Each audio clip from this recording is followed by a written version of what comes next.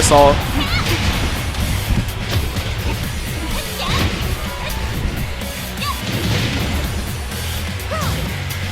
Oh, it goes for the running elbow. It's quite good on block. It's really good if you duck it and get it while rising launch.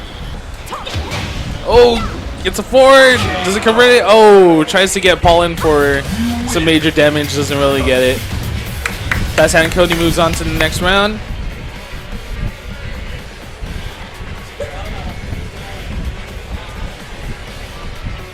All right, so who do we have next here? Next we got Bonfire and GB Fenrir. Okay.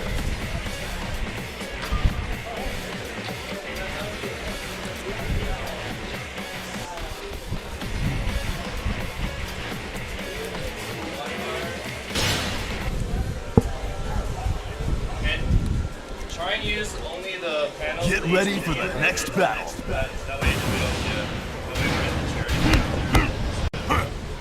Once again, this is the Happy Birthday Fighting Game Tournament. Tekken Tag 2. Round 1. Coming at you from Anti Innovation Center right across the street from Pangea Bread. Shoutouts to Anti for letting us do this. Letting us take over their great facility to get all these games going. This is actually a great facility. I really like how things turned out today. Very nice, well ventilated.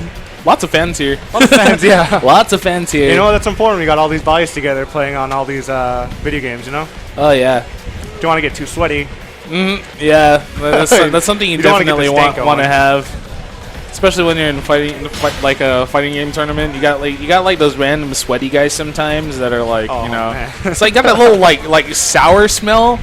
You know, it's kind of like a, what is it called? Old pasta. Old pasta? I don't know what kind of pasta you've been eating. I don't know. It's like either that or wet towel that has been Wet there towel. for like 5 days. How about some wet dog? Comic-Con smell. Oh yes, the San Diego Comic-Con smell. Patented. The infinite, like the infamous one. Sorry. Like you know that random sweaty guy that you accidentally walk behind, and then you just get a waft of that aroma. I think that's a wrong word to use. But luckily, Anshir gives us all these great fans, so we don't got to do that. Yeah, it's kind of similar to like I don't know. It's like have you ever smelled your gym sock one of those days where you do the mile run when you're in high school? Yeah, it's kind of similar to that, but it's like on them like all the time. If you're one of those people, please take a shower. Yo, shout-outs to showers. It's good for Shout-outs you. to showers. Those are really hygiene. good. So Soap and fresh, water. hashtag so fresh, so clean. Soap and water. It's not Yep. so bad for you. It's all good. All right, here we go. All right, so we got GB Fenrir and Bonfire. Bonfire using Marduk. He's been using Marduk since Tekken 5. And in the back, I think he has Double Jin, from what I understand. And then GB Fenrir is using King and Horang.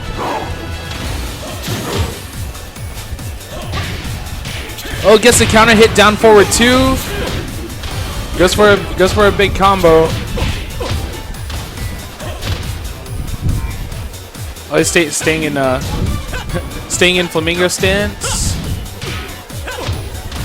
He's trying to poke around, see if he can hunt for a hit. But then it looks like Bonfire is just gonna keep on tackling. All right, well, one game Bonfire. See if GB Fenrir has something for him.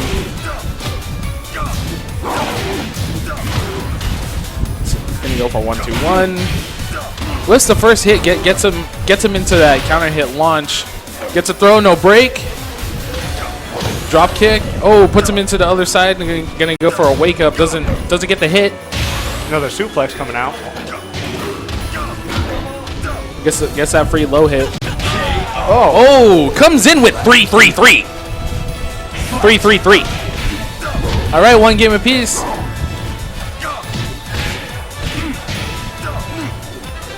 Like sometimes I wonder about this stage right here. Like it's so festive but not in season. Like it's Christmas time wherever it is. But then maybe they might be thinking about like Philippines Christmas time, because like if you're a Filipino and then like you think of Christmas time, like if you ever watch TFC, Like Christmas time usually starts in like early September for some reason, and I think it's weird. It's getting ready for those holiday seasons. I know, right? Gotta boost those sales. All right, looks like Bonfire takes the first match. We're gonna go back into it. Rematch right off. Oh, looks like they don't want to go for any walls. I would love to have walls. I bet Adrian would too. He has that. He has the little look on his face, saying like, "I kind of want to have walls. I got Marduk and stuff." All right. No wall bounces allowed in Santa's Kingdom. All right. Looks like Bonfire puts Devil Jin in there really quickly. GB Fenrir poking around, seeing if he could coax him into doing anything. Say 1-2-1. Doesn't want to get hit. Raw tags in Marduk. Marduk in rage. He's gonna do major damage. See, look, that's way more than half life. Oh, gets him into air tackle. GB Fenrir really needs to find a way to get in and start to create his pressure. Using Hwoarang, you gotta start with something and get your flow together. Oh, tries to go for that throw. A lot of King players are like a lot of King players online. I see do that. They do the little wrestling side slide into that into a throw. So trying to go for a duck jab, interrupt his flow. Whoa, side leg. Doesn't convert into a combo. He's just annoying him with lows. He's making him duck, but not really going for many mids. Look at this Marduk. Absolutely no respect. Doesn't get the combo. Gets a 1-1-2. Rolls back. Doesn't really get the wake up tech rolls. So while rising 2, no launch. Hunting Hawks. Oh, gets a launch. Let's see if he's got a combo. Doesn't connect it. All right, in comes King. He has rage, and so does Marduk. Let's see who gets that first hit. This is a friendly sparring match. Marduk and King are actually like really good friends, you know. It's like just gonna give him a soft knee, you know. Oh dang, he puts a foot in the back of his head. I bet he's growling like a mountain lion.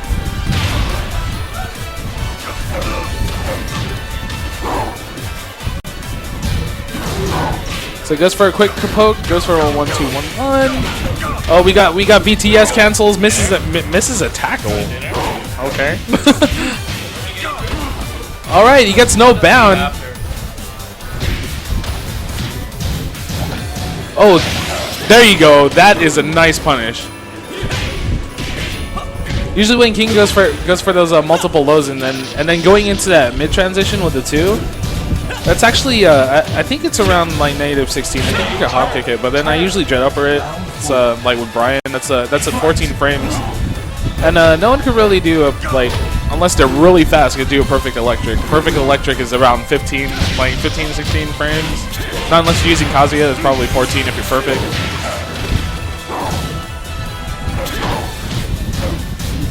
Oh, misses the launch punish. Possibly been a couple of frames short of it. Poking around, doesn't get into the hit confirm, like goes straight into the 1-1-2. Oh, just goes for the straight up 2-hit launch right on entry.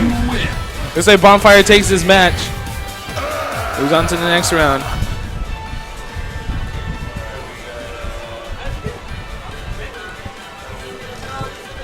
Just Joe and 999H other, so just call them out.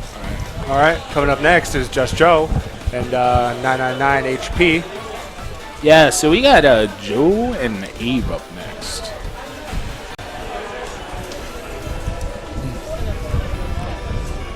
Abe getting his hands dirty in all the games so far. Oh yeah, he was playing everything, man. Yep. He was in Persona just It's a few like, minutes ago. hey, it's my birthday. It's my birthday.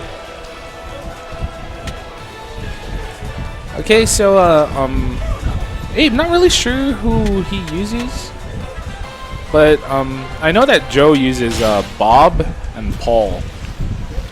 Very trolly. Got a lot of random ducks and stuff. Yeah, it's like into launch. He says it works. Yeah, it does work. So well, like, okay, it's not random duck. Okay, okay, Joe, I'm gonna give you some credit. It's a calculated duck. Poorly calculated duck. I'm just kidding, Joe. You're awesome. Anyway, so are we in the Snoop Dogg stage? Get ready for the Snoop next Lion, battle. sir. Snoop Lion. I'm sorry. Gotta love that song. If it is, let's hope. Let's hope. I'm already holding my breath. Hoy. Oh no, it's not the Snoop Dogg stage. I don't think they have it. I should put my PS3 up here. I'm gonna annoy the rest of the crowd by hearing the same song over and over and over again. Gotta have those flying caddies all over the place. Oh yeah, the flying caddies on like little hydraulic platforms. Definitely. Man, what were they thinking with that stage? Okay, so so Abe using Forest Law. Forest Law being like people being saying he's a clone of Martial Law, which is like technically he is, but then he doesn't have the Dragon Stance. He actually has like a lot of fakes that make up for it, and has a couple of old moves that were really good back in the old Tekken, back in the old parts of Tekken. Oh, Avian Looks like 999 HP, getting into a little flow. Joe just getting him on wake up, floating him all over the place. Gets him in a throw, doesn't have a break. Tag crashes in, Paul gets the back 1-2-1 launch, doesn't convert to a combo. Oh, he's just like throwing out Death Fist out there. It's like just throwing them out. Oh, on that second hit, you can actually duck it. So you're gonna go for a launch. Gets a throw on Joe. Doesn't break it. He's gonna go for that frame trap. Oh, not nicely spaced. Punished him with a big launch. That was actually quite good. So get him with a 1+2. It's actually negative 12 from what I understand.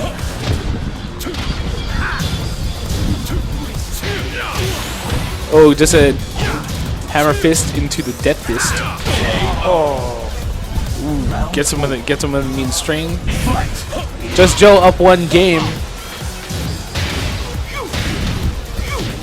999 HP, getting him with a wake up kick. Goes for the two throw, doesn't get a break. Oh, goes for the down 3+4. It's like constant constant one throws, trying to go for a mix up. Something that we like to call the Zang special. Oh, tries to go for an unblockable. What? You kidding me, Joe? You kidding me? Look at him smiling. He knows what he tried to do. Yeah, he's trying, like, yeah. Yeah, he's definitely one of the biggest trolls in the SD fighting game scene. But he's not, like, in Street Fighter, he's not that bad, dude. He actually does quite well. Anyway, they're going straight into the next fight. Let's see what 999 HP actually has for Joe.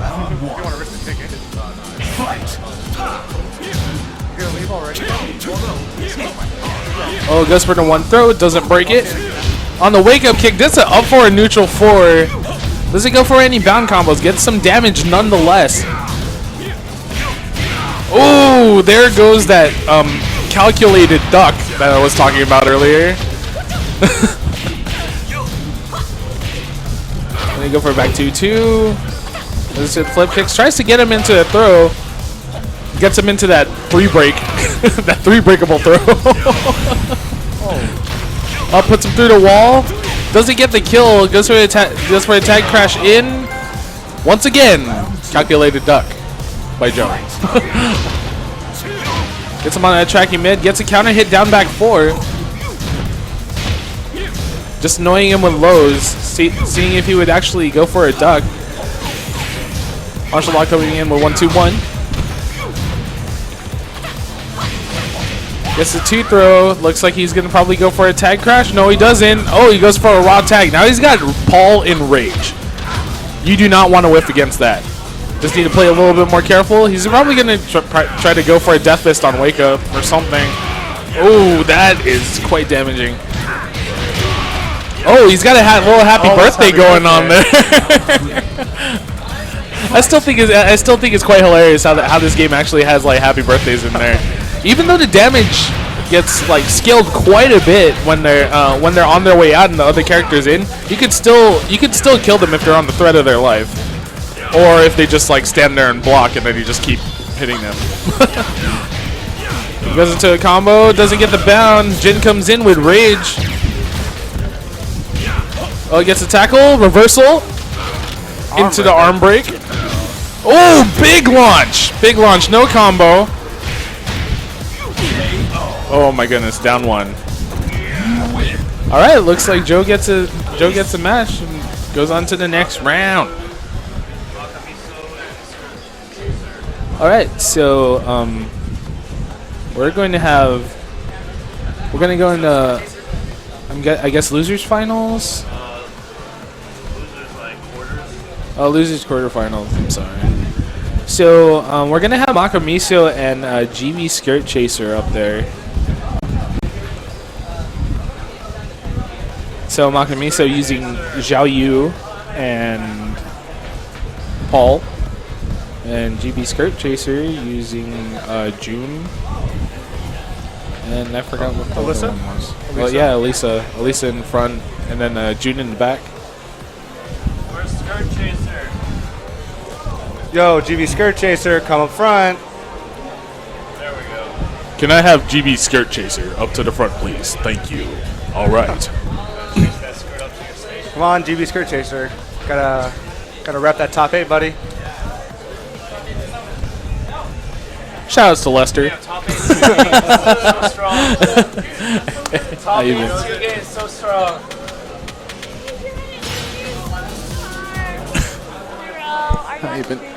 Yes, I am on stream. All right. So we got Makamiso on the left, GB Skirt Chaser on the right, Xiaoyu and Paul, Elisa and June. Oh, he's actually going with JC this time. Oh, we're going for button checks. All right.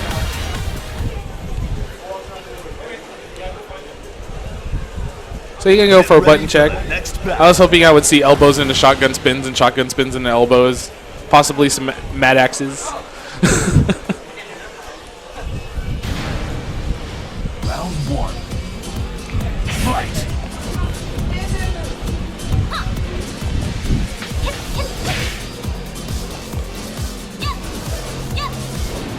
Up next is 999HQ and Fenrir. If you want to call him. I don't know, where's the other one? Okay. That way we don't have to wait anymore. We're running kind of behind. Okay, so Elisa. Then Xiaoyu. Paul Venus.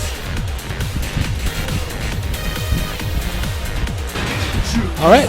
So we got Makamiso on the left, GB Skirt Chaser on the right. Gonna be having some fun. Honestly, anyone who is currently into 2D fighting games, like I think, if you guys actually gave Tekken a chance, you would actually like it. It's very deep. It has a very steep learning curve, but then once you start getting the hang of things, like actually like playing the game, not just combos, not just like throwing people, you know. Like once you get into the whole entire swing of things, like knowing other characters, knowing how to punish accordingly, knowing when to sidestep, backdash, anytime you do something safe, like it gets a lot of fun.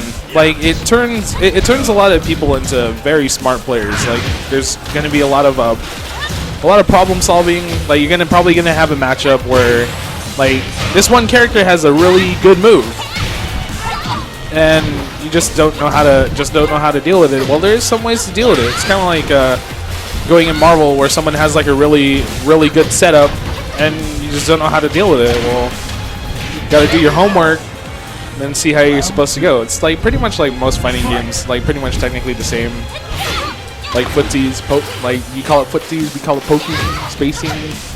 punishing. How different would you say Tekken Tag 2 is from, like, say, regular Tekken 6? Tekken 6. Like, Tekken Tag 2 compared to Tekken 6. Tekken Tag 2 actually, the movement is improved. Like, a lot of the things that you can theoretically sidestep from Tekken 6, like, you can actually avoid things a lot cleaner in this game. And also, the tag mechanics are very deep. Like, you could just, like, think of it as, like, oh yeah, I just got 2 characters, I need to switch them out whenever one gets low. Like, there's gonna be a lot of, like, thought process that goes into that when you're gonna be playing this game. Like, first off, like, when you start doing, like, tag assault combos, like it takes the red life off of the support character, but it also gives rage to the character that's in support on the opposite end, like your opponent. But if they're in rage, then the rage goes to the back. Like, so if that's a character you don't want to deal with in rage, and then you get them into a combo, you could just, like, put their rage into the back, and then if they're bleeding and low on life, then, like, that's not going to do much good, is it? So, like, aside from that, like, using tag buffers, like, on big launches, and tag assaults, which is after the bound when you pop them on the ground, like, it does a lot of different things. Like, you either give them a lot of red health and do a lot of damage, or if you just do a tag buffered launch and then no tag assault, you're just gonna take pure red health, and then, like, that's unrecoverable when they're in the back. So there's a lot of things to think about when you're playing this game, and, like, it's really deep. What's wrong? Yeah. Get ready for the next battle. Alright, it seems Makamuso took the first game in the set. Round 1. Fight. Yeah, there's like a certain mindset going into this game, and then, like, for some people say I'm, like, crazy when I say this, but I think Marvel and Tekken in general have like a similar mindset, like, when you're playing, because like there's a lot of neutral game that goes around. You're gonna be, like, moving around, like, when like in Tekken, like, you're gonna be moving around and poking, trying to see, like, your opponent's behavior. Like, say you throw out something safe, and then say they just want to do, like, a 1-2 string right after that. Like, you do something safe, and then you know you could avoid that when they do a 1-2. So you sidestep, or you could high crush. You could do a bunch of stuff like that. Like, in Marvel, like, you guys are moving around, and then, like if I put my team into example, I use Magneto, Dante, and Virgil. Like, every time we're, like, moving around on screen, I want to put them in a situation where I want to see what they want to do afterwards, or what they can't block. So it comes with a similar mindset, like, when you're doing that, and also, like, not to mention the huge damage, having to know how to manage your vitals, like, in here, manage your vitality in here, as opposed to managing your meter and your vitality in Marvel. There's obviously team compositions to think of, right? Yes, definitely. When it comes down to team composition, when you're building a team, like, not only do you need high damage, you don't really, well, high damage is definitely a plus when you're making a team, but then you can also come up with setups that could lead to even more damage than what you would think, but it's just not guaranteed. You just have to trust your instincts, like, come up with a bunch of mix-ups and, like, a bunch of setups, rely on your poking. Like, one of the common compositions, like, when it comes to making a team that I've seen a lot, is you have a heavy hitter up front that does, like, major combo damage. So you get a big launch, you do major combo damage, and then you have a person in the back who does a lot of poking, who's very good at poking. So you could just, like, whittle away at their life, or if they do something dumb, you could just, like, give them a launch, and then that's pretty much, like, guaranteed death. So it's a very deep system, and, like, I encourage anyone who is thinking about playing this game to actually, like, pick it up and, like, have some fun with it. Like, you have a friend that plays, learn from them. If you want to learn by yourself, the online is amazing. So, like, I would definitely recommend this game to, like, any other fighting game player. Like, whether you come from a Street Fighter background, Marvel, like, Smash, like, any scene. Like, you guys should like, give this game a try. It's really fun. Well, it definitely seems like it's a lot of fun. Yeah. There's a lot of depth to it. There's a lot of there's definitely a lot to it. personally, I'm not a big 3D fighter fan, but just watching all these matches, it seems like something I want to get in there and learn. Like a lot of these mechanics, like you said, would obviously help you out in a lot of other things. Like being able to read characters and be able to read movements from other people, something that'll help you out in any game. And you know, it's good to keep your fundamentals, and this game seems to really reinforce your fundamentals. Oh yeah, definitely. Like people can actually like if you're going up against like a character that you don't know. Say like they're going up against let's see if like 999 HP goes up against another player that has like using characters that he doesn't know. Get ready for the Like next battle. depending on how good your skill level is, you can actually get by like using just your bare core mechanics, like your basics. Yeah. You could just like space him out, try to see what he wants to do, and punish him accordingly. But then that can only get you so far if they know the matchup, they're a pro player, they know how to like get in and all that stuff, you know. Like it's a game that you'll definitely feel like if you were outplayed or you were scrubbed out. Like you will know. It's not like, oh geez, like this guy just like freaking like did all this random stuff. Like nah, like you'll know, you'll definitely know why you lost. And every game when you're playing Tekken, whether it's a person who's better than you or worse than you, it's a learning experience. Because like I could go up against some scrub online with some dude I think is a scrub, and he's just stringing all day long, but I don't know the strings of the character, so that's my fault. And like I get beaten. But then like it's all, hey, he does this string, but then like I could just like backdash out of this and I could launch him. Like that's his bad, you know? That he's just like attacking recklessly. You gotta learn the matchup. Yeah. So like you'll know, like in this game you'll know exactly why you lost or why you won. And like it's definitely a smart player's game. Definitely makes people a lot smarter when they play. Oh boy, this stage with the purple goop on the ground. Oh yeah, I like this called the stage the Ivan Ooze stage. If you guys ever watched that, Power Rangers movie, Shout outs to Power Rangers. yeah, the American Power Rangers movie where they had like chest plates and freaking crazy freaking like leather suits that are not Zentai suits. Like you gotta be kidding me, man! It's like Some people think that's a classic. yeah, computerized Megazord. Why would you do that? Oh, those CGI. Yeah, it's like Oh, man. computerized Megazord, and it looked a lot thinner. It's like the Megazord went to the gym. It looks right? like it didn't look like a Megazord at all, actually. It just looked like a giant robot.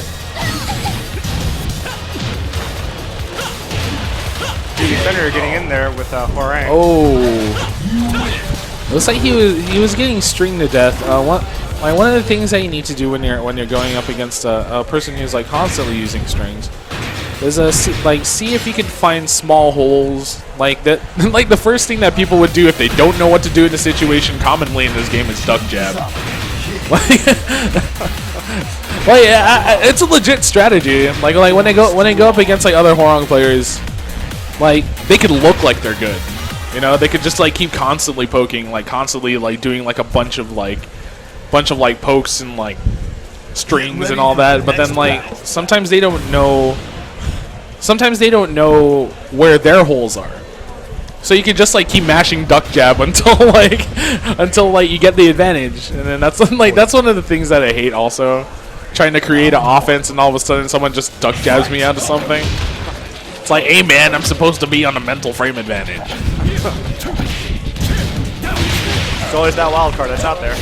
Yeah, and then then you got moves like Lars is up 4-3. That's definitely a wild card. Anytime someone wants to do like a 1-2 after something, you can just like throw that out there and then it's a free launch. But then like it's heavily punishable on block if people know how to punish it. So like of course there's a lot of like high risk and high reward. Like that's what this game is about. Also, it's about risk and reward factor. Got a lot of viewers. Let's get him on a nice down 4. 999 HP, up 1 game. Nice one throw. Doesn't get broken. Gets him on the counter hit down back 4. Doesn't get into the follow up. The pressure.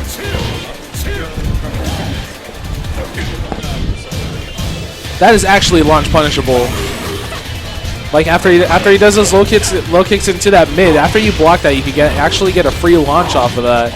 I think Jin could probably do his big like down 3+4, like from what I understand, maybe either that or get electric wind hook fist into some Oki game. Okay, Fenrir actually taking his character out, gets that mid poke, kills Jin. One game apiece.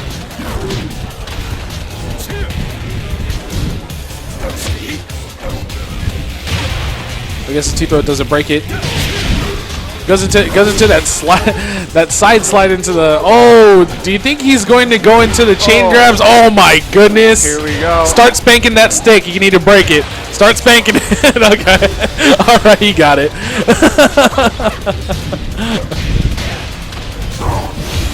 All right, Forest getting into that spin kick gets him into the throw on entry.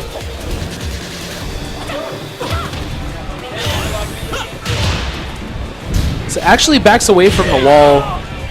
You're gonna have to keep applying pressure on the wall. You can get some major damage off of that. Oh, gets that knee.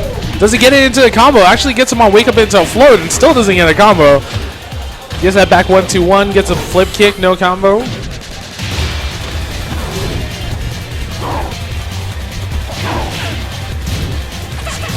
Down 1-2. Gets the string. Knocks him down. Gets hit out of a dragon tail. They're not looking so good. Gets a chamber punch. Down 4-4. Just like both players still struggling trying to get a poke in. Oh, gets the low poke in for the KO on the last hit.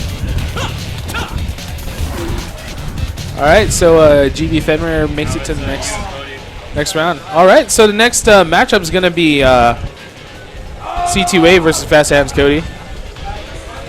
This is gonna be fun. All right, I'll see you guys on stream. Yep. All right, good luck, man. Get out there. When's Brawl? Brawl is actually after this. Brawl will be after Tekken Tag 2. Yeah, probably around 9:15 for all you Brawl players. We actually had a really good Brawl turnout today, didn't we? Yeah, 25 players. Right now we got Call to Arms and Fast Hands Cody. Up on deck is Bonfire and Just Joe. So if you guys are playing casuals, please get ready or finish up. Again, on deck is Bonfire and Just Joe.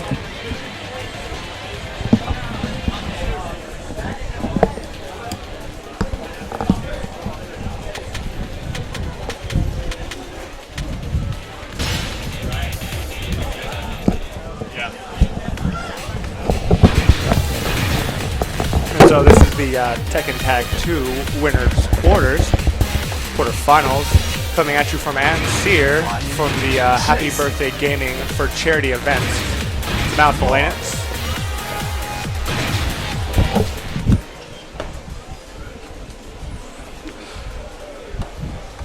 Get ready for the next battle. All right, Fast Hands Cody with Ganryu and JC, and Call to Arms with Lars and Brian. There's that padded Brian laugh, and Ganryu slapping that chest. We're about to get into this. Leave it to me, Ganryu says, and we'll just see how this match turns out. Should be a good one. Good blocking. All right, get that launch from Brian. Tag bouncer. Already at 50%, less than 50%, but Ganryu's already back on the attack. Say he's had enough of this. Get off me. Getting those slaps on. Who knew a sumo wrestler can jump so high and kick that high? Ooh, there we go.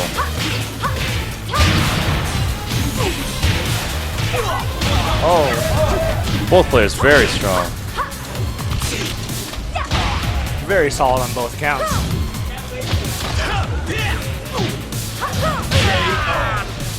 Takes a roundhouse to the face. Fight!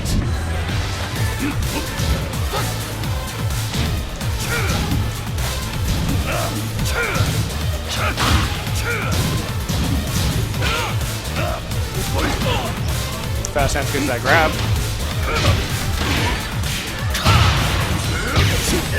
Oh, good juggling. Look at that big damage, but JC is already in there, and JC is on rage. You gotta be careful there with that damage coming out. Oh, just as I say that, look at that.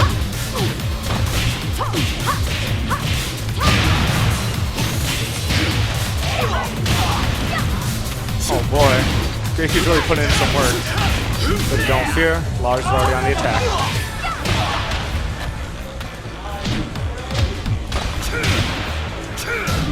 Oh, called arm, saved his Lars just in the nick of time. Ooh, another devastating grab. Second round goes to Fast Hands Cody. What?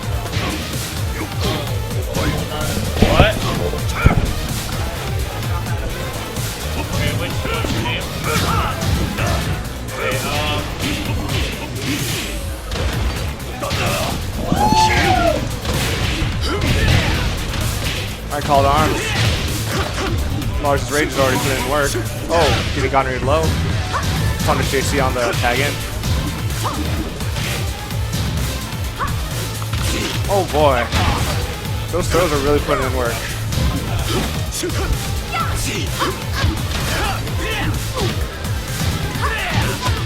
Oh, nice launch. Good juggle. Bringing in Brian. Oh, so did that juggle. Lots of damage.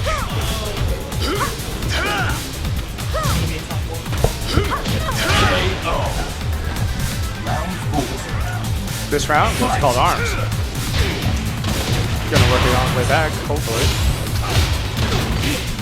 Oh, Gonry is starting that dominance. Just be a lesson to you kids. Eat your rice every day. You can be as strong as this sumo wrestler. Sumo.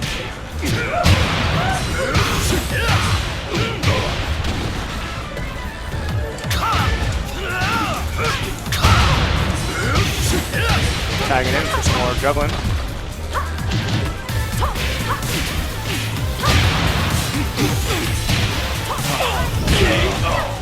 But Fast Hands Cody says he's not the only one that can do that and takes this game.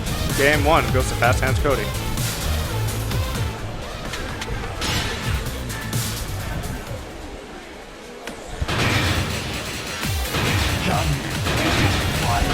Jason.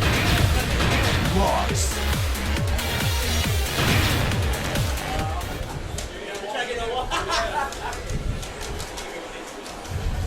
Get ready for the next battle.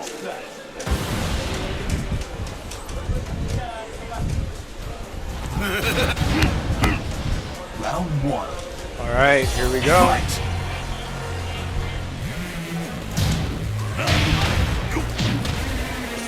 Gonry gets the knockdown. Good response from Brian.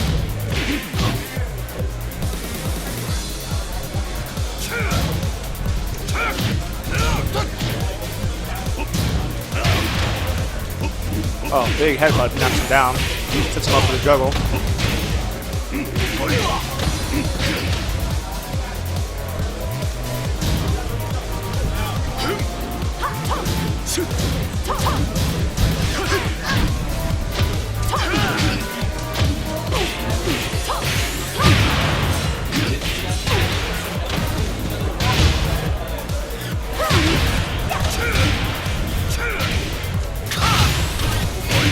Oh, jeez. Taking JC down to half and gotten the grab on Gonryu.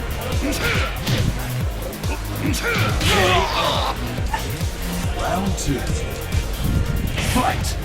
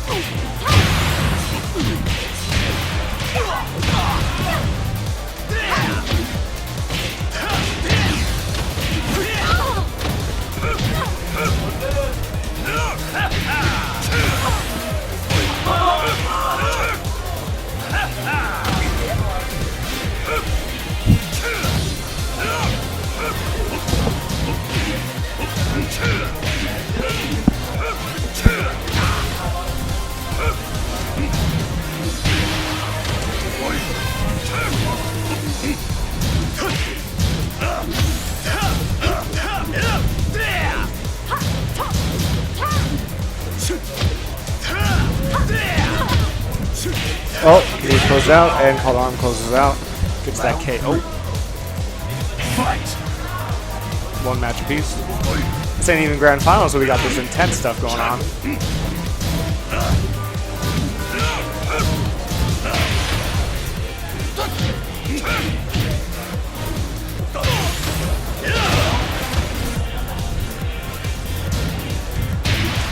Called Arms, Brian. Taking out real low. Gotta bring that Lars.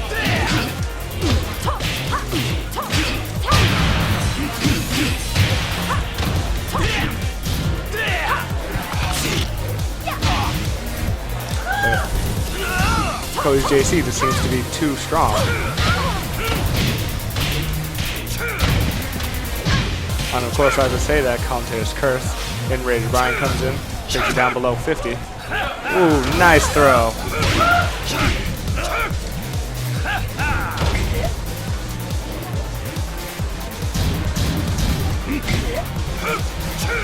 Oh, nice DDT taking him down. Oh, big damage. Gets sat on. Oh. Oh, very What a nice. comeback. Very nice. Fight.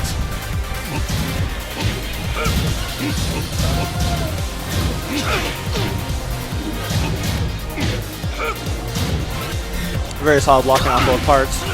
Oh, opens him up. Gets those bounces. Oh, fortunately did not connect with that one.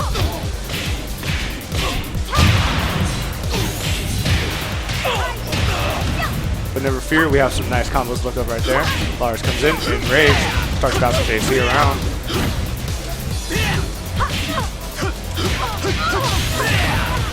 Oh jeez, look at all that damage.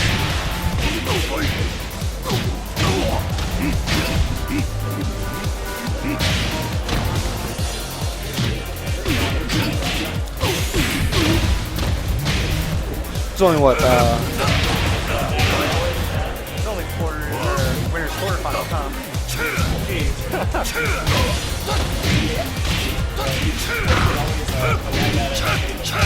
Yep. Either way, it's going to be a great tournament. It's already shaping up.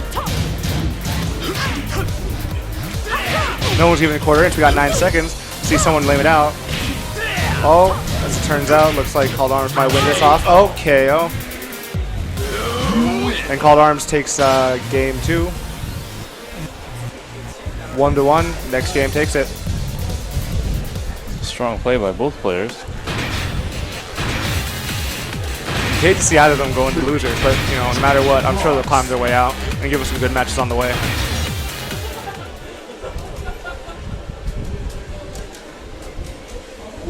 Get ready for the next battle. We got some brawl hype behind us. Round 1. Fight. Oh, here we are on the Ivan Ooze stage once more. Character gets knocked down, get covered in all that ooze. Look at that. It's hard to tell what's going on. But you gotta give it to the people who made Tekken. They sure know how to make a great stage. All this stuff going on at once.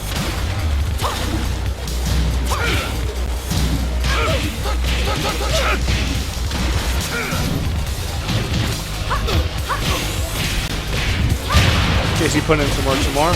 Oh, this might be it. No. Lars comes in, almost full health, got enraged. Let's see what he can do. Oh, misses that for the juggle. Drops the combo. But he's getting in there with some more poke. Oh, but JC's just whittling away at that health.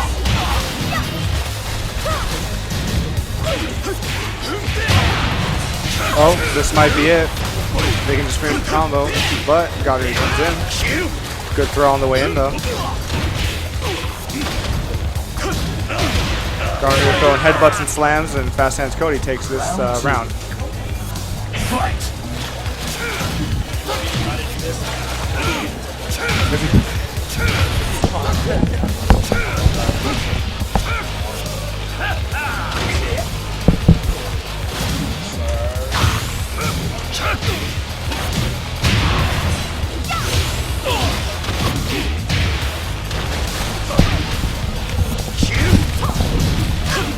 All right, 999 HP on the mic.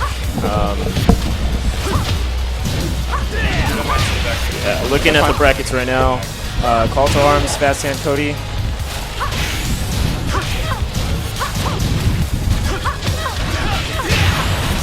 Great match. Solid play on both parts, right? Oh yeah, for sure. We're seeing a lot of tag assaults coming in. JC calling out Ganryu, keeping it up. Lars tags back in. Ganryu get thrown in on the injury. Oh, down on the ground.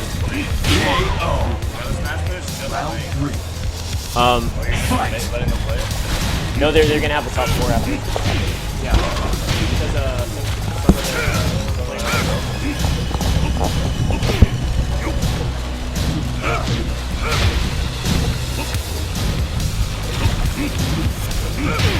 Awesome. Yeah, for those of you watching, pick up Tekken Tag 2. It's a very fun game. As Call to Arms was saying, very steep learning curve, but you know, once you pick it up, you'll know when to avoid things. I'm still getting my hands on it. I'm still getting the hang of it.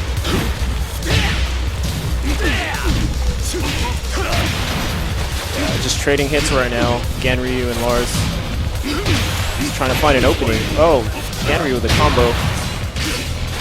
Tags in JC. Oh, Sweep on the way in. Fast Hands Cody takes round 3.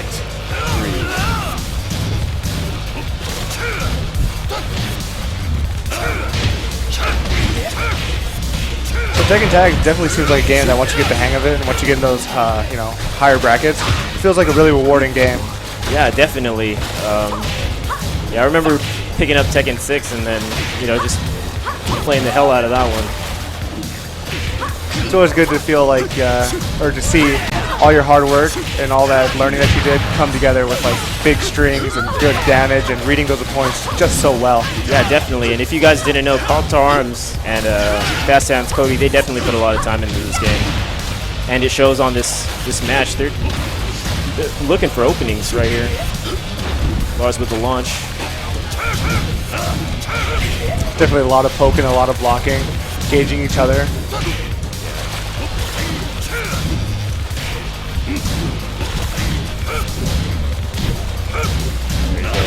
Brian chipping away at Ganryu. JC comes in. Oh, there's the bound. Good combo. Down to 8 seconds, 7 seconds on the clock. Ooh. Oh, and we're all tied up. Oh, 2 we're all rounds tied apiece. up. And you know what? It happens to be set point for either person. Yeah, definitely. Whoever wins this gets to go on. Whoever loses gets sent to losers. There you go. Brian is juggling. Lars comes in. Oh, back and forth.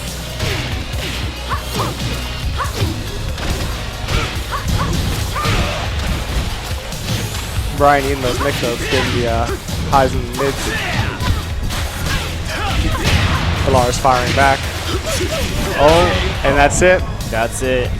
Call to Arms takes it over Fast Hands Cody. Awesome. All right. Up next is Bonfire and Just Joe. Bonfire, Just Joe.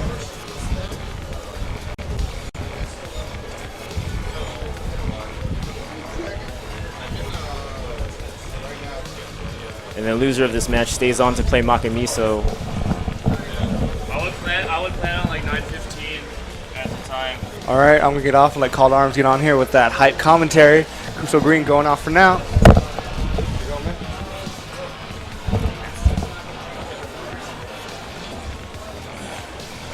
Welcome back. Very hype match. That was nerve-wracking. I could tell, yeah. 9:15, so they know. I think it's going to be about 9:15. Okay. Yeah, that was nerve-wracking. One false move from both of us, and would have been either way. Definitely. You guys were like looking for openings like the whole round. Yeah, poking and poking. But that's what you got to do. Yeah.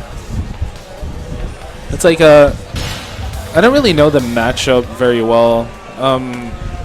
Like I just like try to like go by instinct and like duck like some of the things or like high crush, but then at the same time it's like JC is just like going all over the place. So like you see her do something safe, and then she got a 50-50 off of that shotgun spin. I'm not even trying to do anything to stop it. So and you have Ganryu with all that power to balance out all the movement. Yeah, like he's a very slow-moving character, but he's got a lot of good like high hits in the follow-ups. Like if you just like walk into it, you're gonna eat a lot of damage. Yeah, very solid play and multiple hits on those combos, right? Oh yeah.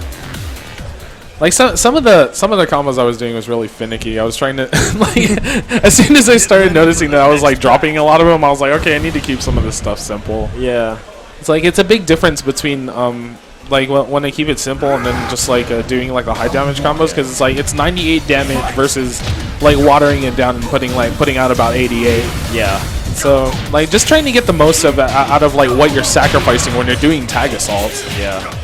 Like it's a totally different thing. Okay, Bonfire going for gold already. Yeah. Joe in with Bob. Yeah, Adrian's actually he plays with me a lot. Like we always like say like, hey, let's go play online, or hey, it's like, hey, I'm in SD right now, let's go play. You know, like we're always like constantly playing. Just trying to get better at this game, because like EVO's gonna be coming up next year, and this is getting like pretty big, like in like other areas. Like I just think that mostly the SD scene, like as far as like fighting games in general, not just Tekken. Yeah. Like they're like looking at Tekken's a little bit intimidating, and I can understand that, you know. Yeah. But like just getting into it, I got into it after high school, and like I noticed I was playing this game wrong, wrong for years. Yeah. Like yeah. How devastating is that to know that you've been playing wrong? Oh, it made me sad, but then I was playing Marvel at the time. Oh, so you're I was like, playing Marvel I and got winning. Marvel. Yeah. I got Marvel. So it's like, it's cool I got Marvel, but then like it's a game I didn't plan to be like decent at. Yeah. And then this is a game I wanted to be good at. So yeah. So would you say your experience with Marvel definitely changed your mindset for Tekken Tag 2? Definitely. Definitely. Yeah, without a doubt.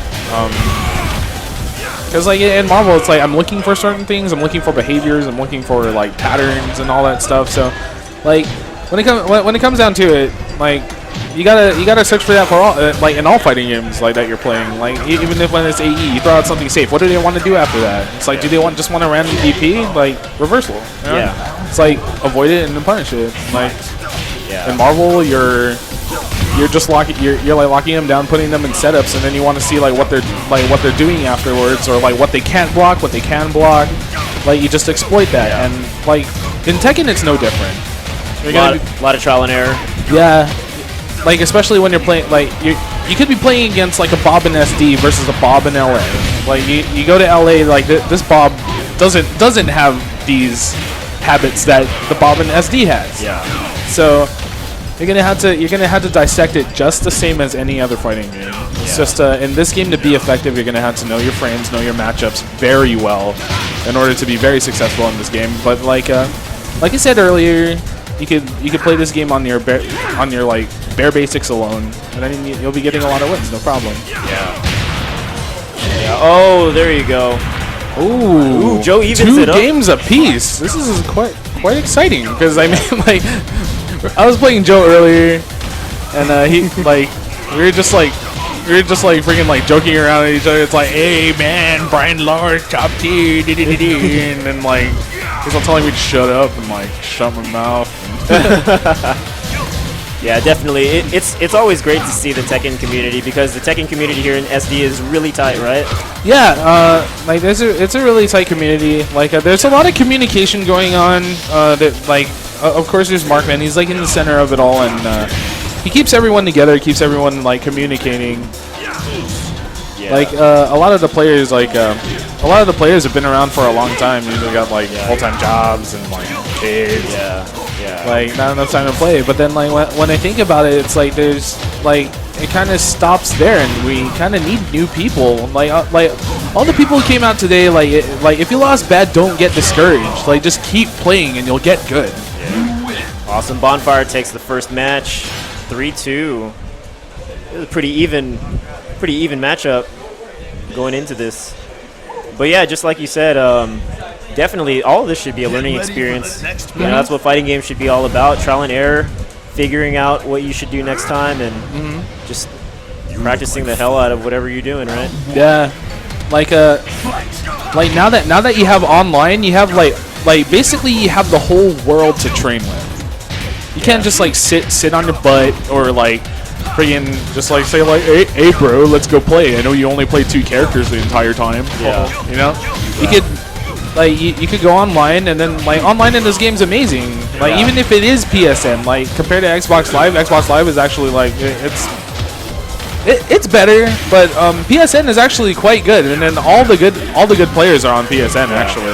That's a good way to look on online play because you know, just looking at you know, just couch players. Couch players are like kind of like, oh, I don't want to go online because, you know, they're going to be cheap people, but you find some good competition online. Yeah, and in this game, like in Tekken 6, I could easily abuse Brian's big lows. You could abuse throws. Everyone's going to call you cheap and nasty, and you don't play by rules and stuff like that. But then honestly, like, the lag really did a lot of crap to that. Like in Tekken 6 online. Nobody liked Tekken 6 online. There was no real way to practice, and you notice that when you look at Evo, like there wasn't like a really big turnout because like people can't practice. Like so like you don't have an arcade to go to. Yeah. Like, all the people who were in top 8 like up there, it's like they're from Texas, which is like that's where DJ Core, Crow, they're from there. Like you got SoCal, you got like that's MYK, Rip, Just Frame James. Yeah. And then you got the guys in New York. And like those guys actually have like places to play and like meet up. And then like when you're looking at like the other places that don't have arcades down here, such as San Diego, like you had to rely on how faithful people are to the game, or if they want to keep playing, And the close-knit community, right? yeah, and actually like online will reinforce that because like you can actually train at home and play, you know, like throws are breakable, lows are blockable. Like this game online is absolutely amazing. You can actually get good staying at home and sitting on your butt. Yeah, and you don't have to keep putting quarters down, right? Yeah. Yeah. But I think that's another thing that makes the scene like down here like it's people that actually really want to get good, as opposed to like when you're going to an arcade, you spend money. Yeah. Right. You spend money that you have laying around, but it's still money, you know. Yeah. Like you just throw down $5 in quarters and you keep playing. Yeah. But then there's that incentive where it's like, dude, this is my money. I want to keep winning. I just don't want to spend my entire $5. I want to get some boba later, you know. Yeah. And So- Bonfire takes the set. Awesome. So Bonfire goes up. Joe, you're staying on the station, yeah. and that's where a lot of the drive comes from. Is from like not losing your money, have something to lose, and you don't want to get off the station. Yeah. Yeah. Definitely a lot of potential for even just trying out new things, like a new strategy. Yeah.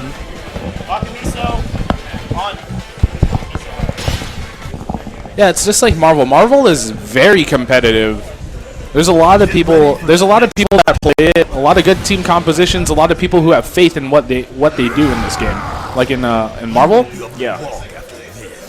like they have a lot of faith in what they do, and then like when they lose, it's like the most saltiest feeling ever, because you feel like you got cheap stuff, and then that guy's got cheap stuff, and then I think my cheap stuff beats your cheap stuff, and like I think I'm smarter than you, and like all that stuff. Like that's like actually a good mentality to have, as negative as it sounds. Yeah, it's that drive to win. It's turning that salty feeling into a positive feeling. Yeah. Of I gotta get better, instead of like, oh, I just lost, I'm just gonna sulk.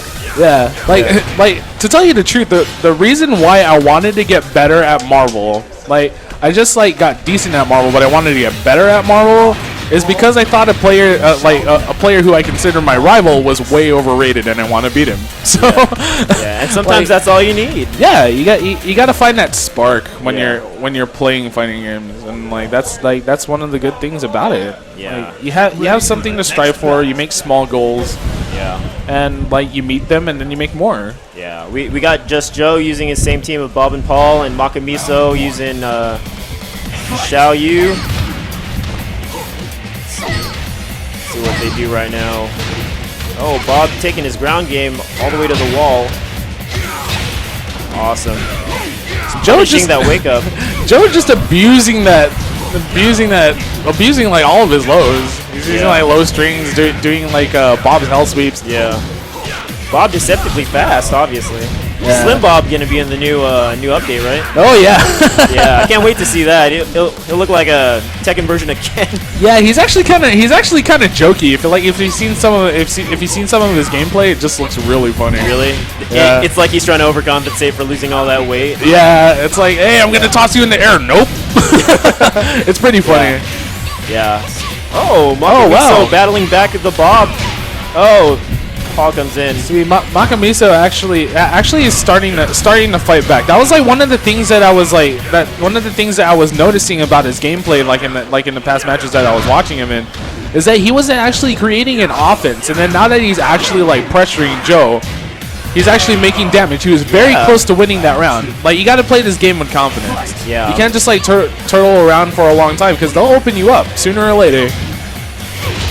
Yeah. We're lucky that in San Diego we have a couple of outlets to play casuals at. We got TTF, we got San Diego FGC. Yeah, but shout outs to those two, SDFGC and TTF. Yeah, Those guys are actually definitely holding it down for this scene, because like without them there wouldn't be like the people who, like all of us like meeting up together and then actually like building the drive, making rivalries, like making our small goals. Like there wouldn't be that if they didn't have us like meet together and actually like give each other the doo-doo face from time to time. Yeah. Yeah, definitely. Without them, I wouldn't be able to put this event together at all. Oh yeah. So very thankful, very thankful. Yeah, very thankful. Shout out to Call to Arms, Don Quinto, man. Really? Yeah. No, meeting up with you really brought this to life. You know what I mean? I had a sketch of a plan, and then John made it a solid plan. It's a wonderful thing when you got people helping you, and it's that kind of thing that builds community. That's what I feel. The community for like fighting games, like has changed over the years. Back in the day, it was just like, hey, you need to learn stuff. Like, hey, dude, like you're not good, get good, come back later. Yeah. Like now that we just have so much resources and how much the people are like just a little bit more welcoming. Like it keeps people around. Yeah. And then you get to the rivalries and the trash talk and like all that stuff. Yeah. Like you gain friends and you make rivalries and like it gets really competitive. Like some of my like a couple of my friends just organizing a $100 money match between like these two guys, and then like it's just gonna be amazing. There's gonna be so much hype behind it. Yeah. All right, just Joe taking that match. Looks like Makamitsu is actually thinking about something. Is he cooking something? Oh yeah, cooking something. There's something in that head of his. Yeah. Oh, and we may see a character change from Makamitsu.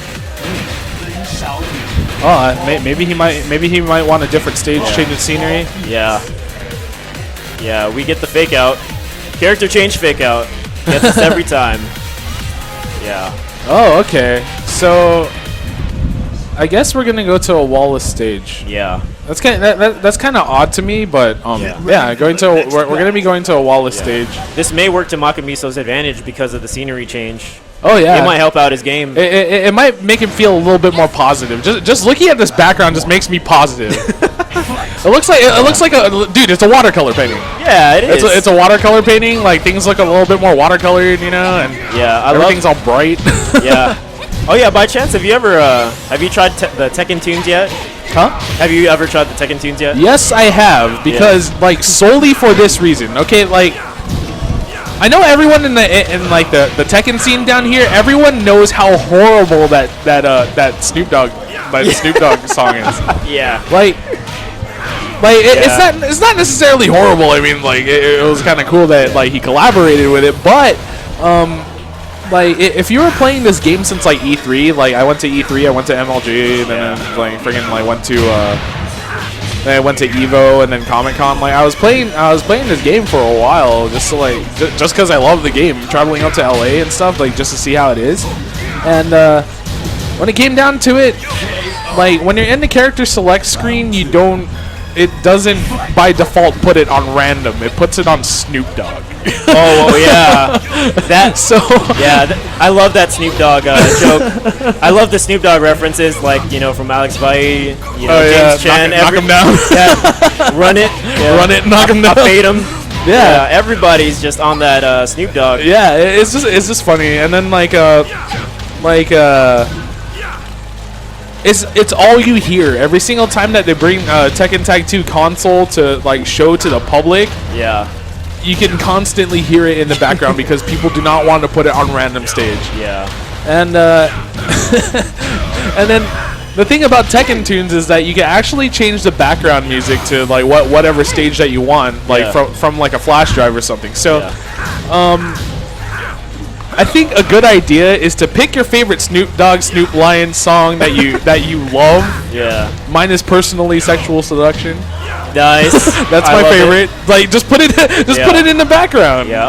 Like you got Snoop Dogg like getting all hyphy in the background while like you're listening to like a Snoop Dogg song of your choice. Yeah. You know? Good one to choose. Nothing But a G Thing. Oh yes. That one. Gotta go classic Snoop. Personally, I went Lonely Island. I put Turtleneck and Chain. Oh. I put Turtleneck and Chain on there. Turtleneck and Chain. Yeah. Yeah.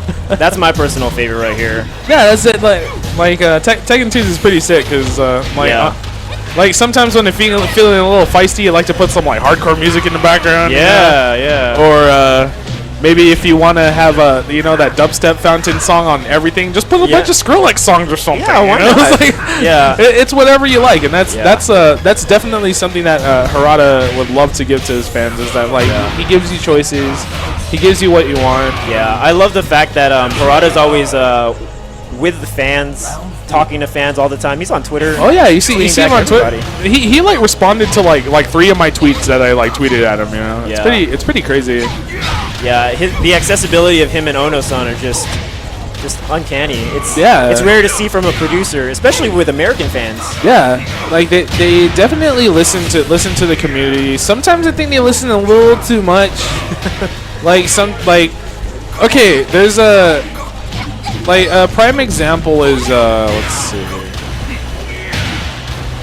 see what a good example is. Like it's not that popular, but Soul Calibur. Soul Calibur is a good example. Yeah. When people are saying that something is way too broken, like instead of like trying to find ways around it or trying to handle it or deal with it, as what we like to call it, they just scream patch. Like that's the first thing they do. Yeah. Scream like patch it, you know? Yeah. But then like later on, like it's like they patch it out and then they got something else to whine about. Yeah. The fun thing is trying to figure it out and beating it, right? Yeah, that's the fun of it. And then like one of the things that I'm figuring out, because like in other countries I found out they're doing like soft bans on certain characters or like banning them entirely, when like here in America, like you either use it or you don't and lose. You know?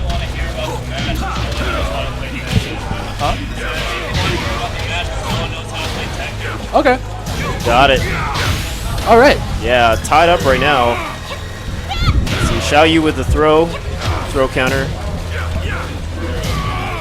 All right. So. Oh, is it all tied up right now? Looks like this. Looks like this change of scenery actually made Makamisa actually get a win on Joe. Yeah, Makamisa looks a lot more relieved for this stage. I think it's the watercolors you were saying. Yeah. All right.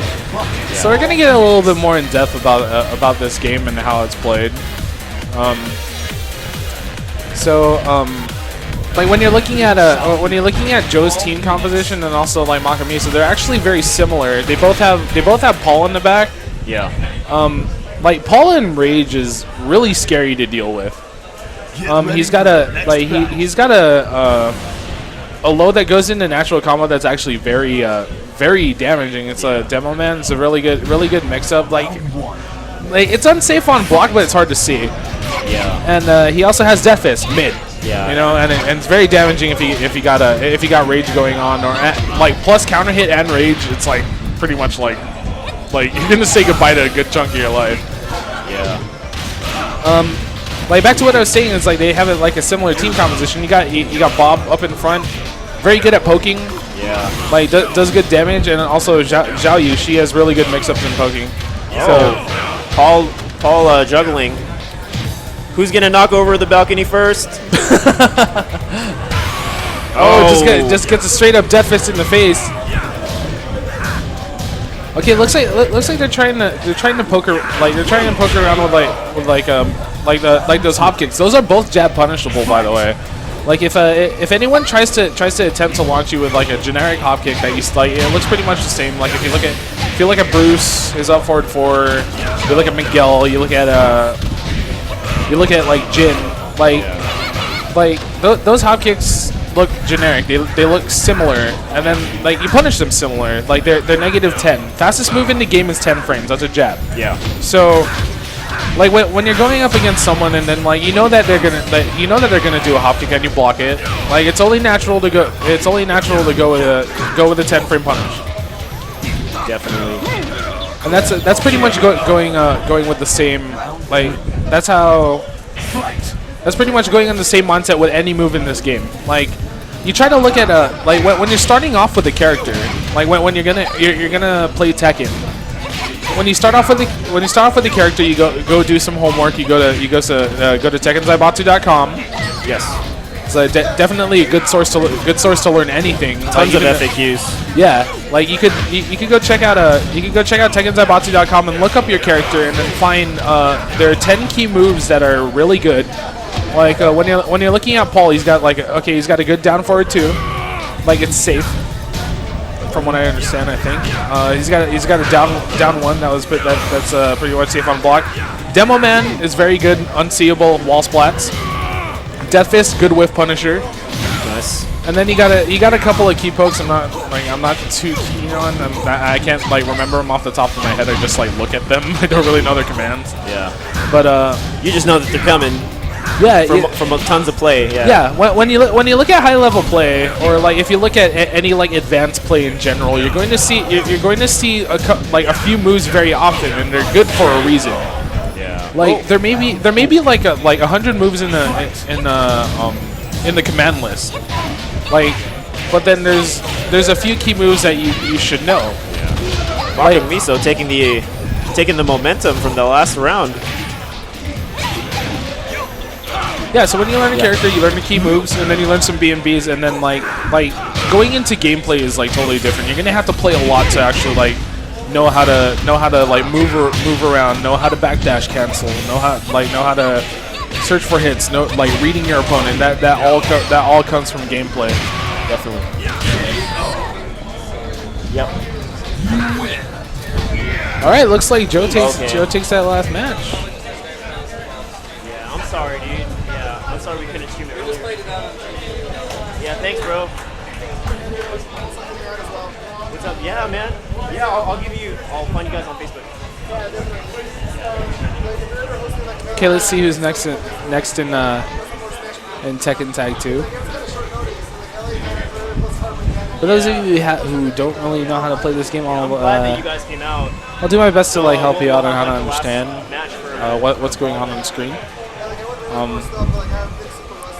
Yeah. Are you gonna be here for a little bit still? And we're gonna have a good example right here. We're gonna have Fast Hands Cody next. Do you think you wanna do the stream versus GB Fenrir? For Brawl. If you're gonna be here still. Yo, Cody. I'm sorry, man. Yeah. If you gotta head out, yeah.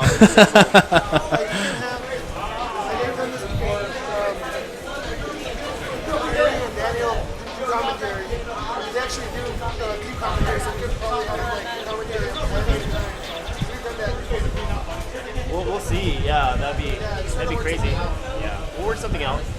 Yeah, thanks a lot, Mario. Yeah. Hopefully we can. Okay. Yeah, definitely. Bring your Wii setups, hopefully. Yeah. All right, take it easy. you record the last one? Yeah. All right, so we got SD Tekken's own Fast Hands Cody versus GB Fenrir. So I think Fenrir sounds very familiar. I'm guessing it's that lion. Huh? It's that lion from Final Fantasy VII. Either that or it's his bike. Yes, I believe that is his motorcycle. Yes. Yeah, it's the bike. Fenrir. I remember I was watching Advent Children. You got that bike with all the swords inside it, and then it makes one giant sword. Yeah. You wonder how they all fit in there. Yeah, he's just had like these two drawers that come out of the side. It's like, hey, take your pick. I pick all of them. It's like a giant knife drawer with wheels. Yeah. Sharpener somewhere in there. Yeah. I bet there's like little things that hold it, like it's the actual sharpeners. Every time he like pulls it out, it sharpens it. That's sick, man. He should make sushi. Yeah, gonna be a sushi chef. Yeah. We got GB Fenrir, Fast Hands Cody, shaking hands before the match. Get ready for the Okay, next so battle. I'm gonna be using using Cody as a reference, like when it comes to like playing this game correctly. Cody has been around for a while playing this game, and then I definitely love playing against him. It's always a challenge whenever I play him. Yeah. So Cody going for about 2 lows and then going for a mid, trying to coax him into like eating mix-ups. Like a lot of Ganryu's good moves are usually like he puts him in frame advantage. Like if you look at what he does like this clap like with Ganryu like to their face, like just right there. Like he can actually frame trap people into getting a headbutt, or if they try to do a jab string, he could just duck underneath it and launch. Like if he knows exactly what he wants to do. He looks like he's taking full control of this match right now. Yeah. Yeah. Okay, like when it comes to JC, like she'll stand back for a little bit, and then like either she has like pretty good like keep out tools, like make you come to me, and then like I'll just like hit you. Yeah. But then like there's also like she also has good tools for coming in as well. She has like the running she has like this running elbow that's high. It knocks down on a hit. And she also has the forward, I think it's a forward one, which is the elbow. Yeah.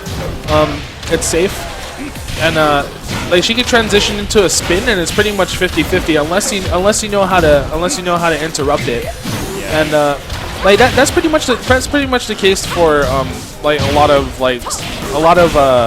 characters in this game. Like you put them into frame advantage. Like you put yourself at frame advantage, and then like you apply a mix up or you apply more pressure. Yeah. Like it depends on what you want to achieve. Like if I know my my opponent is like he just likes to stand and he likes to take a lot of lows, I want to give him a reason to duck. So I'll probably just like throw out a big low into a combo. It's like, hey, duck next time. But then like if he wants to duck, like I could just like launch him with a mid or do something like that. It's like you could coax your opponent into doing whatever you want, and then that makes you have a sense of control in the match. Yeah. Definitely, you want to feel like you have control in the match. Otherwise, you know, you're just going to be at the mercy of your opponent. Yeah, it's a momentum based game. Like once you get that life lead, it's like, oh crap, like he's already winning. Like it's kind of like Street Fighter. Someone gets a life lead, like you can either go in there and like take as much life as you want and get the hell out of there. Yeah. Or you could just keep rushing them down because like if your character has like a lot of safe moves, you could just keep like crushing them and like doing stuff if you're constantly like at frame advantage or at a slight negative. Like where, oh yeah, I know he likes to do a 1-2, or he like whatever he does after the safe move is linear, so I'm gonna sidestep that. Or this thing has short range, whatever he responds with, I'll backdash and like whip punish it. I'll force him to do that. Definitely. Cody on the stream right now, taking the first match, and he's heading into the next one. He's gonna carry in the momentum he had from the last one, right? Yeah, like this has no walls. No walls. So like in Tekken, walls make this game fun. Definitely. They add that element of danger, especially when your back's turned to the wall, right? Oh yeah, that like my team is actually like it feeds off of that. Like Nice. that's why I was kind of disappointed. Like if you look at the last match, me and Cody kept laughing because like we would want to change stages just so we could get walls and we couldn't do it. It was wall-less like the entire set. But that makes it more cerebral. It's more like a game of chess because it's like, you know, you're you have to poking, poke. you're finding openings. Yeah, you had to find openings. You need to create them. Either that, or you could just take a big chunk of life and then like run away. That's how you fight against a Jack in this game, like Jack 6 or P-Jack. Oh god, Jacks and Kumas and big brawling characters. Yeah. Big characters, big limbs. Like any characters that know how to control space, you're gonna have to like if your character can't control space themselves or know how to counter, like have really good counters to those characters. Your best bet is to go in there and deal as much deal like a good amount of poke damage and then just run away. Definitely hit and run. Yeah, definitely JC deceptively. She has Julia's. So how much of Julia's moveset is effective in this game? Oh, she like it. Like when you're looking at Julia, like when you see Cody use her, it's like there's gonna be a lot of elbows. Like she has the high elbow, the mid elbow. There's the elbow into the shotgun spin. That is used in combos, but it's also actually used in mix-ups because after a shotgun spin, she could launch like it's a mid. She could go for a low, or she could go for a throw that actually has a smaller break window than normal throws. So, like if you're looking at like other characters like King, for example, right here, like that Fenrir uses, like King has a lot of throws, and like some of the throws that he has at his disposal has small break windows.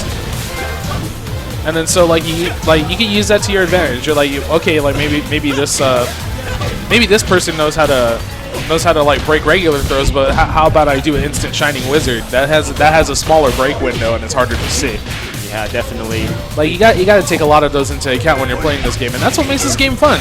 Like like there's a lot of variables in this game. Yeah, plus utilizing the 3D space. Oh yeah. Because once 2D fighters feel like they're locked in, now you're back and forth. Now you're thinking that third dimension. Yeah, you sidestep. Yeah. Sidestep is your jump. Like you want to avoid something, you either need to backdash or you need to sidestep. Yeah.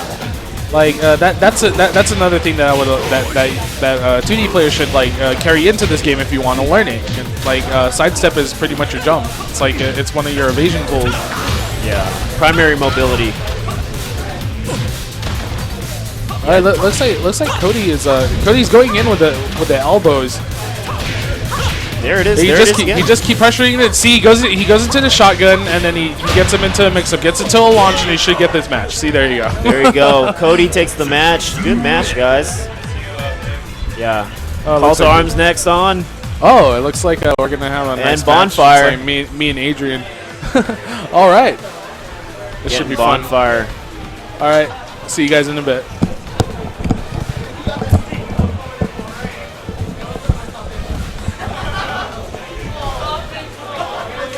Awesome. Bonfire up next. Oh, sorry, bro. Bonfire up next. Yeah, stay tuned. We're gonna stream the finals match of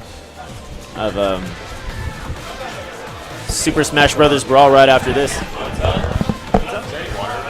Yeah, it's in the office, and then to the left there should be a water dispenser. Yeah, they're cups too, man. All right, this is winners finals. Call to arms and bonfire.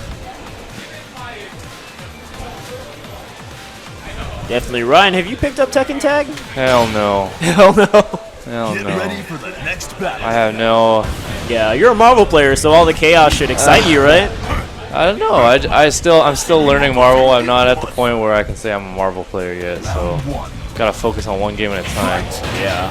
Definitely a good outlook on that. Yeah. Yeah, it's hard juggling 3 or 4 games. I was trying to practice the hell out of everything, but Yeah, well, Yeah. that and I just joined the fighting scene a couple months ago, so my excuse is I still have problems doing short Ryukens, and so I want to just learn it in one game, then I can carry it over to the next. So yeah.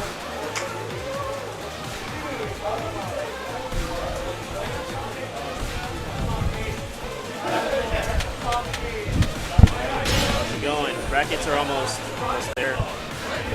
And then we have a couple matches for Brawl. They played out a lot of their quarters. I heard a lot of people have to go home. Yeah, I know. Yeah. It's late. It's not late. It's 9:30. Yeah, I know all the Little kids went home. Yeah, I know all the Street Fighter and Marvel players are gonna stay here till the wheels fall off. We should have ran Brawl first. Yeah. That's okay. Next time. Yeah, learning experience, man. Yep. It's all good. It's all good to a good cause. You can't hate. Yeah.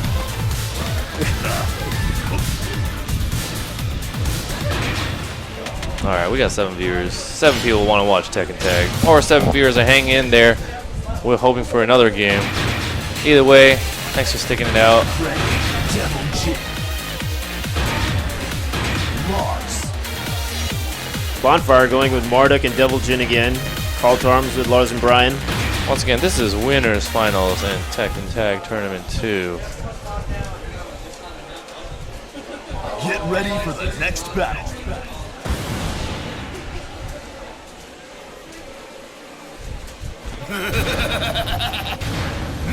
Round 1. Fight!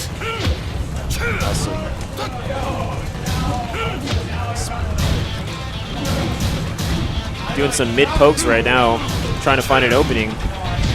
Can break this one wide open. Brian with a juggle, Lars coming in. Oh, that took a big chunk out of life. Go right up against the wall, Lars.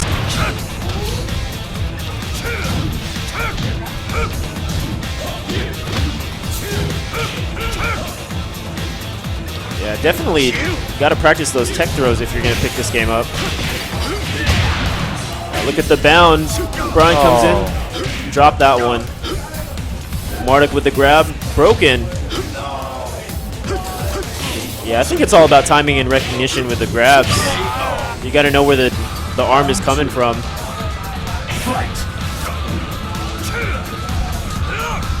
Bonfire. Oh, broken again. Oh, down. through the ground. Hit him so hard. Yeah, Marduk going for that throw once again. Marduk on the ground. Oh. Good read by Brian. Devil Jin comes in, does more damage.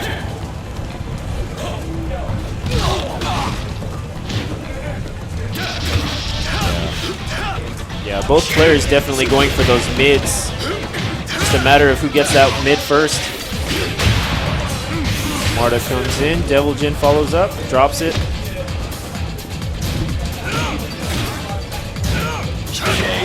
Oh.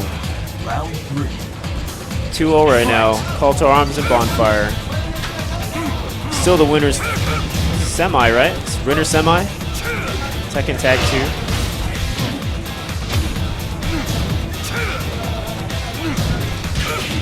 Yeah. How's the stream feeling about this match? I don't know. They haven't said anything in a while. They're just kind of hanging out. Yeah. They're enjoying a very technical match between Bonfire and Call to Arms.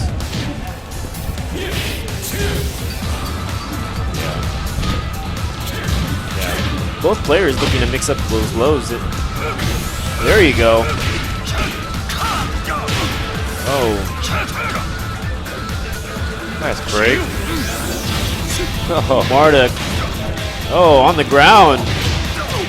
Marduk showing some life. Devil Jin, Marduk. Oh, right up against like the a wall. rag doll. Yeah, tag assault. Broken throw. Marduk. Oh.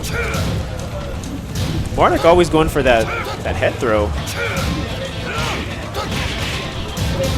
Broken. Marduk against the wall. The walls are dangerous in this game. As you can see by that damaging combo right there. Brian Lars takes it. Call to Arms takes the first set.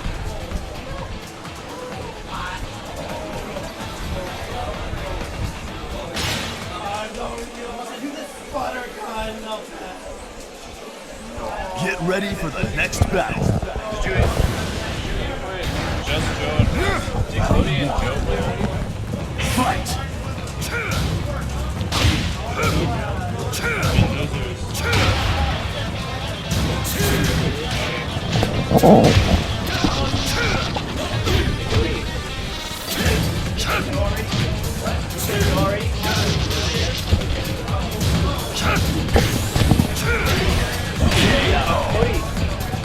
Round 2. Fight.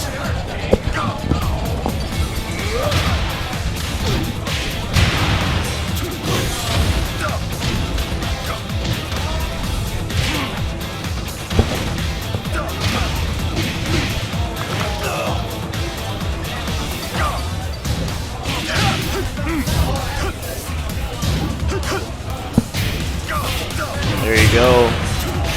Devil Jin comes in for Bonfire. Still staying with Marduk. Call to arms exploiting those lows. There you go. More lows. Devil Jin comes in. Oh, gets a good mid in. And throw right up against the wall. Lars is in trouble. Brian comes in. Good tag. Devil Jin wary of those walls, trying to get away from them. Oh, broken throw.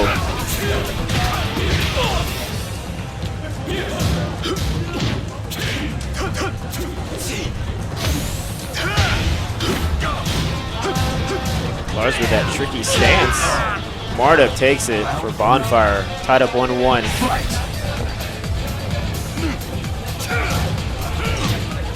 Yeah, Call to Arms and Bonfire play a lot together, and so, you know, they're trying to feel each other out, looking for openings.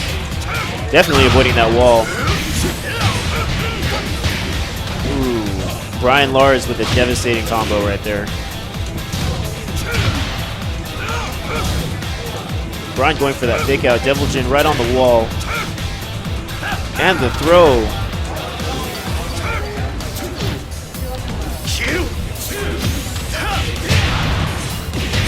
Brian in. Lars again. Marduk with a tag assault. See if Marduk can do some damage. Oh. Call to arms mixing up those lows in.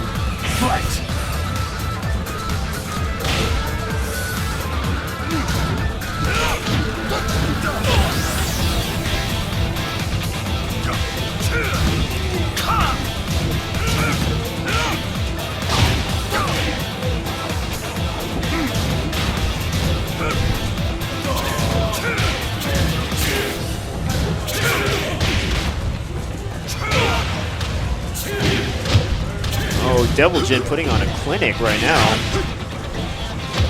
Lars mixing in those lows once more. Marduk tags back in. Marduk looking for a grab. Lars just too fast right now. There's that grab. Going for it all match. He finally got it. And another one.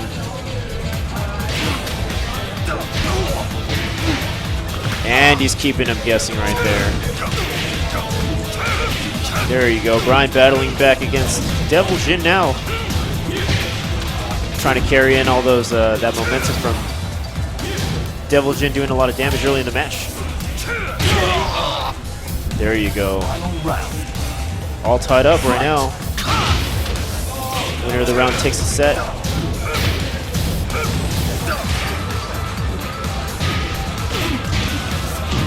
Marduk with the juggle. There you go. Throwing him all the way to the wall.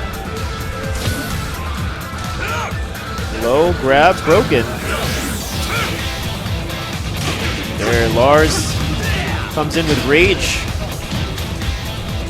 Watch out, Devil Jin's getting the worst of it right now.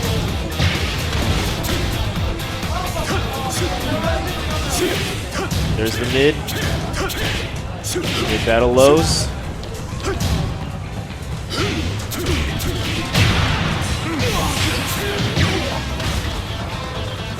Utilizing that tag punish. Oh, Brian hits Marduk with a rage. Devil Jin comes in, brooks the throw.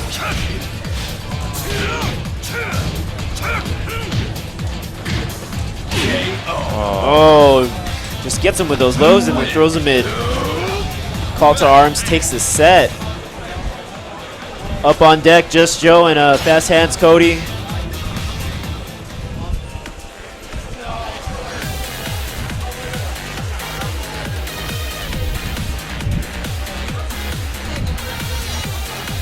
Bonfire waiting for the winner of this match.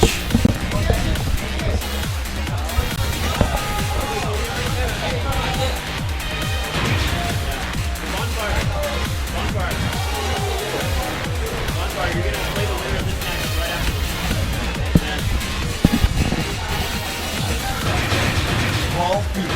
Jason. Call to Arms taking a break right now after that win. Very close match. Yeah, it was 2-2. Both times it could have gone either way. Here we go. Fast Hands Cody against Just Joe, using the same teams as before. Round 1. Fight. Big space characters right here. Ganryu and Bob. Ganryu looking for that juggle.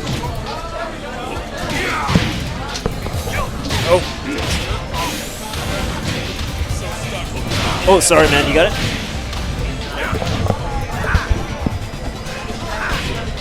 All right, so we got Fast Hands Cody and Just Joe up here. And Call to Arms advances. Yeah, how did you feel about that last match? It's pretty even. Oh yeah, Nerve-wracking. playing with him is tough. just keep looking for like his throws, like and like just like poking around. We play kind of similar. Like when you look, Yeah. it's like we play kind of similar. Yeah, always poking. Marduk was going for that overhead throw. You're doing a successful job breaking that. Yeah. I just don't want to get thrown by that. Like I'm usually breaking 1+2 like most of the time. Yeah. And then that's another thing about Tekken. Like if you know what a person likes to do, like in certain situations, like throws in here are actually way more than what you think. Yes. For Marduk, of course, like he has that 1+2 throw that'll get him into a full combo. But then there's also a science like to it when you're utilizing throws in this game. Sometimes when you know your opponent knows how to break throws really well, you can actually use it to his. You can actually turn that into your advantage. Like say your back is against the wall and then your opponent leaves a hole in their pressure, so you give them a throw. But then if you look at how it looks like after they break it, say okay, my back is against the wall and then I'm using Brian, I do a forward 1+2 throw.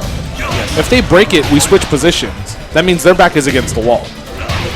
So like you got to use that to your advantage sometimes. Like you know they got really good reaction times. You know they know how to break throws. So go for positioning. Yeah, just change your positions. Like you do not want to have your back against the wall in this game, especially like if you're a Brian player, you want them on the wall. So like if my back is against the wall, I got something that'll switch our position. Yeah. So it's a good thing. It's a good thing to use when you're playing this game. Yeah. JC utilizing the wall very well right now. Bob just comes in.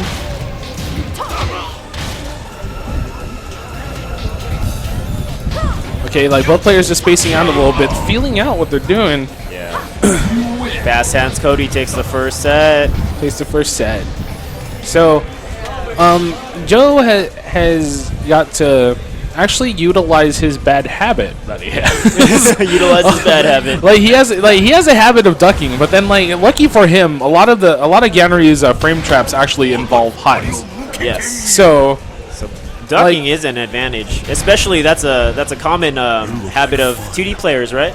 Duck blocking the Duck entire blocking, time. yeah. In this game, he actually got like every mid is considered an overhead from a 2D perspective. Yeah.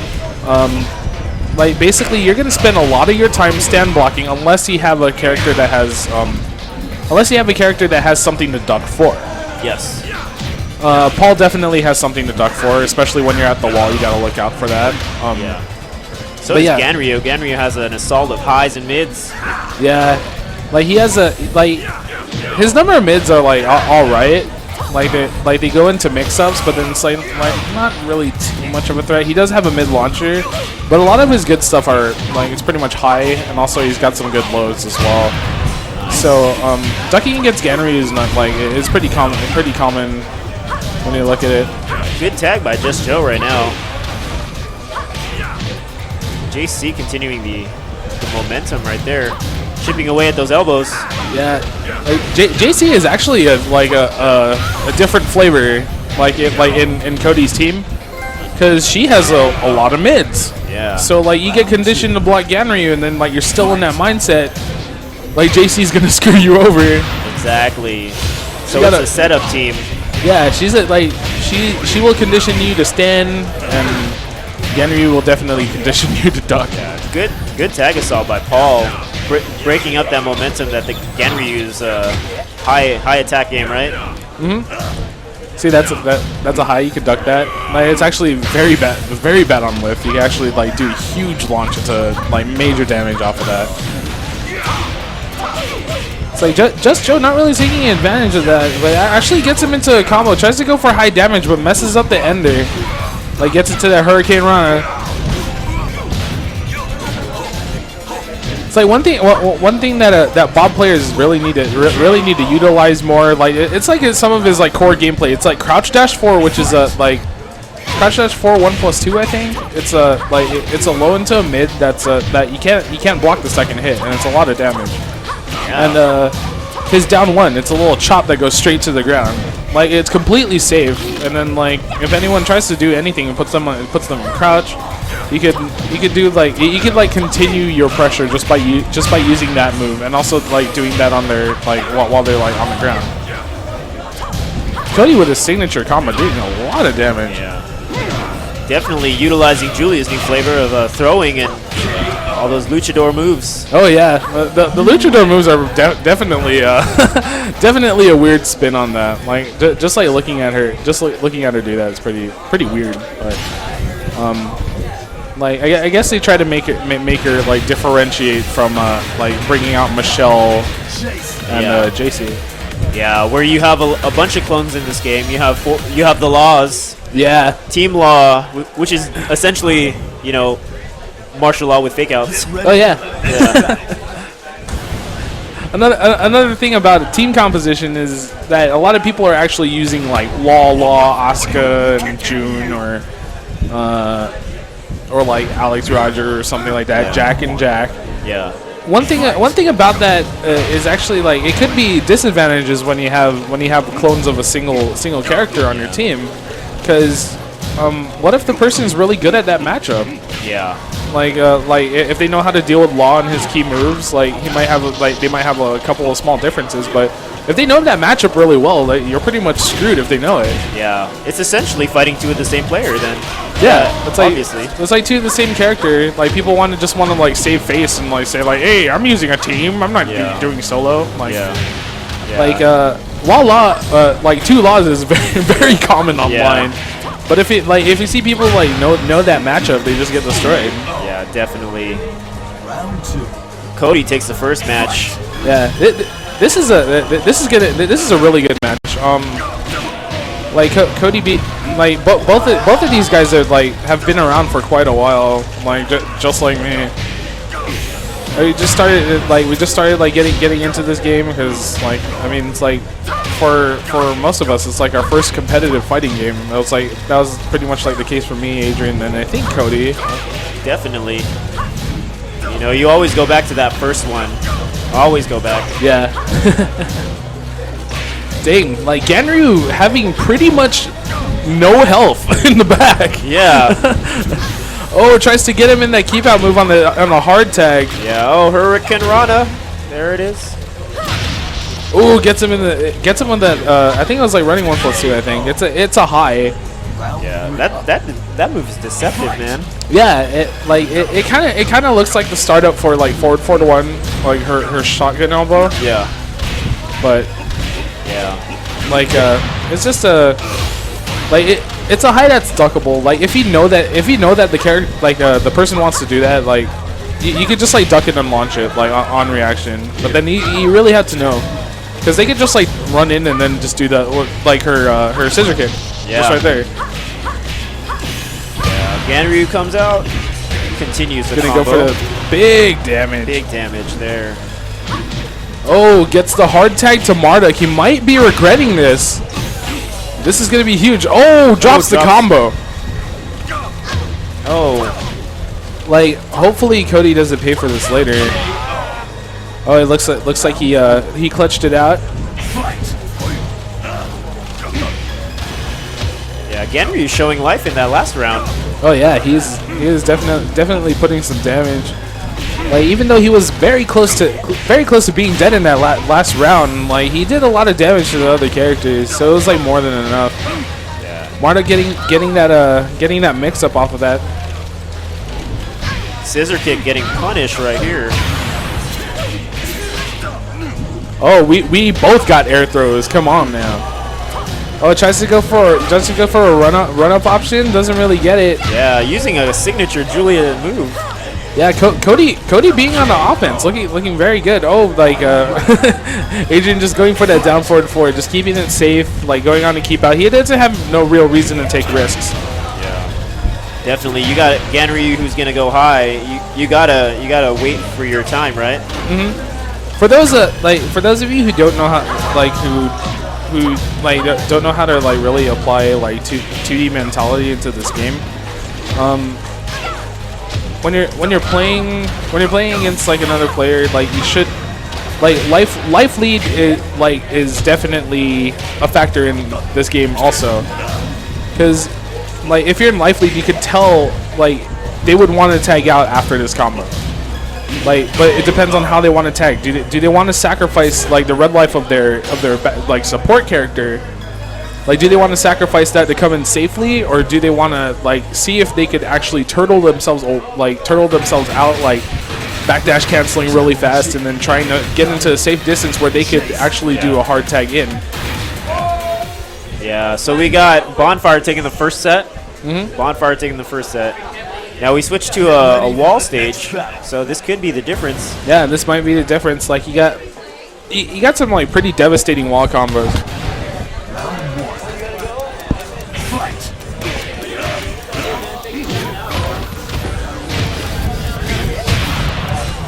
I guess the hell sweep goes into the 1-2, brings him to the wall. Cody just fighting back, not really moving away from the wall, just applying pressure from his own, being very fearless. Yeah, his gambles. Oh, there it is. Marduk's back. Yeah, he just definitely like used that tag crash to get in safely. Like Marduk being his best character. He's been his character since Tekken 5. Very large character, not commonly used. Yeah. But what people don't know is actually big threat. Oh, tries to get up and then try to put him in a frame advantage to get that free jab in the float combo. He's gonna take him to the wall. He's got that big damage for the KO. Ouch. Right against the wall. Oh, tries to go for that sidestep launcher. It's actually not that safe. I think Cody could have just got a probably a clap, possibly a headbutt. Like, I know I could launch punch. Yeah, Ganryu causing some serious damage. Devil Jin in.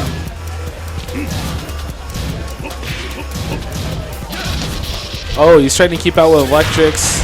Oh, just mixes up with the demon spot, trying to duck under the electrics and get something huge. Going into the wave dash forward 2. Yeah. JC in just in time. Tag's very crucial in this game. Yeah, knowing when to tag at the right time is very, very important. Yeah. Because like sometimes I just like to lie there, like because like sometimes if I could afford taking a ground hit just to move me away and tag my other character in safely, I'll do it. Definitely. Like it's just a little bit of health. I could probably like gain the lead back with my other character. Yeah. For those impatient players, that wake up game is seriously hurting them. Oh yeah, like people who like to roll back a lot or just like tech roll, like it. Like, people could read that. Like, if you're constantly rolling back, I will float you. Or if you're constantly teching, I am going to see what you're going to do on Waco. Yeah. Oh, Cody getting a nice launch. Going to go for the big damage combo that I learned. Doesn't quite take him to the wall. Oh, hard tags Devil Jin straight into a launcher. Good combo. Running in. Oh, nice punish by Bonfire. Oh, he needs to roll back. Oh! Took away that exit. Like Cody bringing like really good at carrying his momentum like from round to round. Like that's what I noticed about him in his gameplay. Like when he ends around aggressive, he will come at you aggressive. Oh yeah. Like he's gonna keep his momentum going until the wheels fall off, and that's what's like a pretty good mentality. It might work against him sometimes, Yeah. but it's definitely scary going from round to round. Oh, looks like Adrian's gonna get this one. He's gonna go for a throw. KO. KO. All right, this is match point for Bonfire. So you go for that down forward one. Cody applying pressure. Oh, doesn't get the ground hit. Doesn't go for the sidestep launch. Doesn't really get it. Poking. Both of There them it poking is. around. Like Cody getting that headbutt into the follow up. Now he's just playing. He's actually playing quite defensive. JC's in. Oh, nice break by Bonfire. Oh, gets that running elbow. Got another trophy. Bonfire being at a very, very bad life deficit. Need to see if he can like regain some momentum. Oh, get some big scissor damage. kick. Oh, doesn't convert into the combo. Oh, tag assault. Oh, that's the tag. Get that tag crash. Oh, gets him into the knee, and this is gonna be quite interesting because like one poke could mean everything. There, Oh. double mid.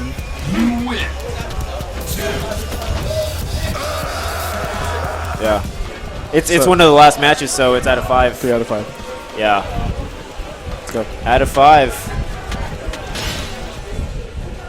Get ready for the next battle. Okay, so they're gonna be staying on this stage. Like the stage is quite small. It's quite small. Walls are very close to each other. So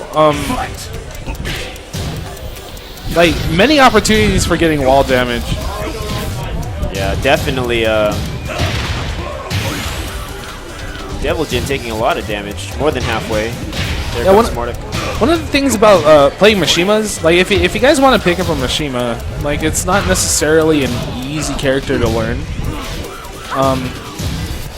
You're gonna have to learn how to do an Electric Wind Godfist, which is actually like it's considered a just frame, but then the window's quite lenient. It's a safe launcher that's a high, but then like it's really good to throw out, and like you can just like stand back there and then just like throw out a couple mids, and then like when you want to coax them into coming in, just like running into it, you just like throw out an electric. Boom! There's a free launcher for you. Yeah. Mordek coming in, takes the round. Round 2. Fight. All right. Looks like Bonfire is up one game. It's gonna take him to the wall. Does he get into the wall bound? Bonfire maneuvering around Ganryu, trying to put his back against the wall. Cody always fighting back from the wall, never wants to back down. Doesn't want to stay still. Just want to keep moving forward, get himself out of that position, which is quite gutsy in my opinion. Like a lot of players like to tend to like sidestep away from the wall just so they can escape that bad situation. But then another option that like people should like also consider, if like the person has really bad pressure, like you can see like obvious holes, fight back, push yourself out. Yeah. Cody, that confidence Cody has, it's astounding. Yeah, so like just looking at his like his play style, it's quite fearless.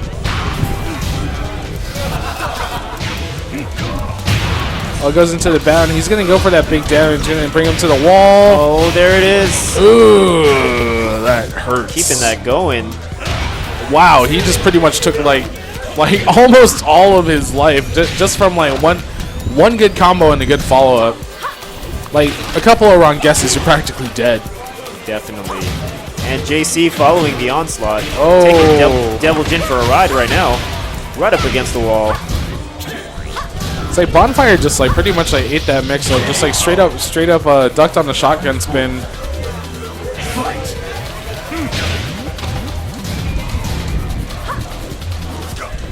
Yeah. Breaking the Hurricane Rana. It's like just get that high elbow to the face. Just don't telegraph it.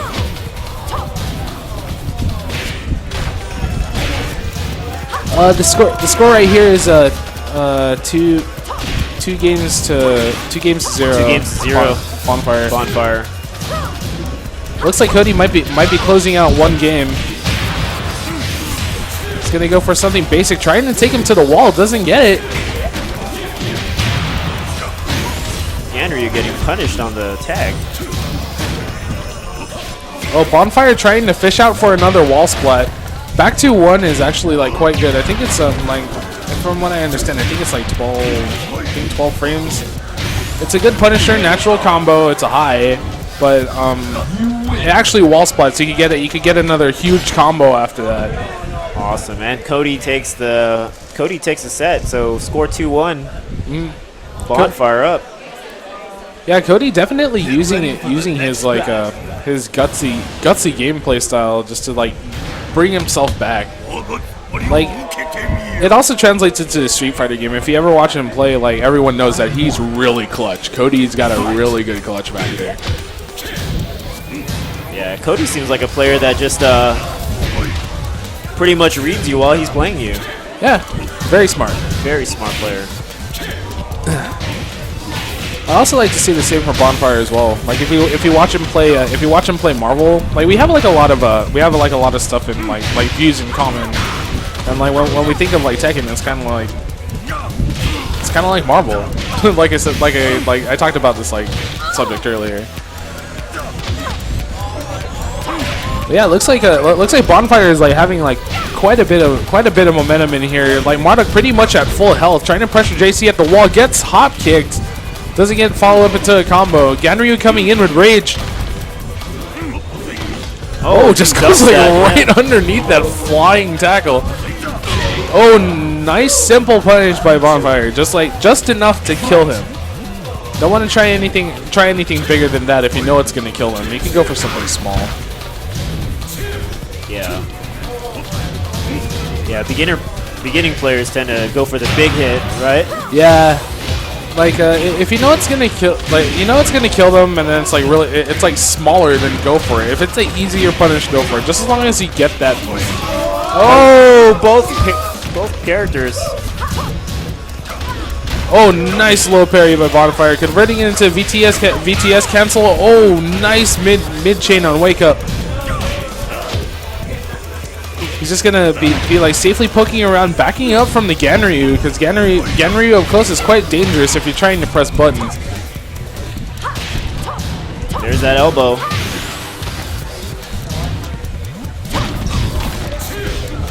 Oh, Devil Jin coming in with the safe tag. Bonfire being very patient, like trying to see what he could block it and punish accordingly. There you go. Like goes for he went for the hop kick. That's very risky. Like you wouldn't really expect that from someone. You wouldn't really expect that from someone when you don't have much life. Marduk against the wall. Ganryu looking for an... Oh, Devil Jin comes in. Oh, nice back 1-2. See, Adrian's actually trying to work the like Cody's aggressiveness against him. He's trying to like coax him into actually doing something while when he throws out something safe. Like, you need to take a little bit more calculated risk when you're doing that. Like you just like throw out something safe. It's like, hey, what does he want to do afterwards? Like when you're on the receiving end of it.